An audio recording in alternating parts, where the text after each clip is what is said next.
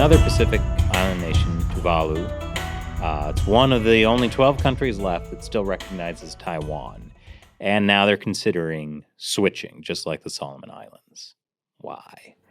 So I don't know how much they're considering switching there, but the interesting thing about Tuvalu is has about 12,000 people in it, and it's one of the atoll countries. They're very low lying, and they have serious concerns about environmental change, sea level rise, the habitability of their islands. Now, this is a geomorphologically complex location, in that their islands have always been changing. So they move with they've moved with tides and things. But we are building now infrastructure in locations that are static, so it's much more difficult for that geography to adapt. Also, the sea level rise affects different locations differently. Some places aren't getting sea level rise. They definitely do seem to be affected, and also infiltration of salt water into the groundwater, all that sort of stuff. This environmental change stuff is complex. And they have been asking for a long time for a relationship with a bigger country to stabilize their situation. And China actually offered them their magic island building dredgers that were being used in the South China Sea to build islands, to reinforce their islands. And again, in an act of incredible courage, they said no. And they've stuck with Taiwan. So again, this is kind of an entire country that said we'd rather die than take Chinese money. And a lot of it's based on actual principle. There are people, believe it or not, who actually believe in democracy, freedom of religion, freedom of expression, all that sort of stuff, and are fighting for it in ways that are incredibly just touching, but also heartbreaking because they're not getting support. Anyway, Tuvalu. Australia offered it a deal where they would take in a couple of hundred climate refugees max, or a few hundred, 200 or 300 a year, in exchange for essentially kind of what it looked like originally foreign policy control and strategic denial. That's what this original agreement looked like, this Philippine agreement. Then they did it. It was signed. It was an agreement signed by the Prime Minister of Australia and the Prime Minister of Tuvalu. No public consultation. Then he went back. Prime Minister of Tuvalu went back and lost the election. He was not reelected. The new government has just come in and has renegotiated to a certain degree this deal with Australia. They've made it clear that the U.S. wouldn't preclude Tuvalu from entering agreement with other countries. There would be more money involved, things like that. My concern with this is that Australia is replicating the Chinese model, where you can have a government-to-government agreement that fundamentally affects the shape of a country, their strategic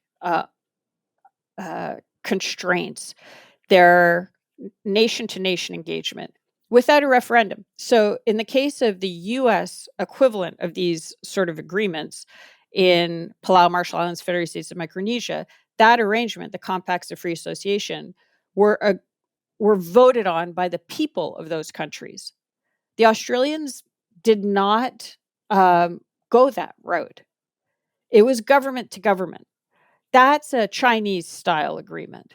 That is a precedent that no matter what is in the agreement, and I have a lot of problems with what's in the agreement, because the Australians, for example, one of the things that they dangled was, we'll defend you militarily. Well, unless Kiribati attacks Tuvalu, there's no dynamic in which the Australian military can spare capacity just to go defend Tuvalu. They'd have to, kind of go through New Caledonia. It's very far, all that stuff. and Australia will be undoubtedly under attack at the same time. Right? If you're going after Tuvalu, then you're probably going to go after Australia. They're not going to divert assets to go protect Tuvalu. Second, they say they'd help in the case of humanitarian assistance. Well, if there's something bad that happens, like a typhoon.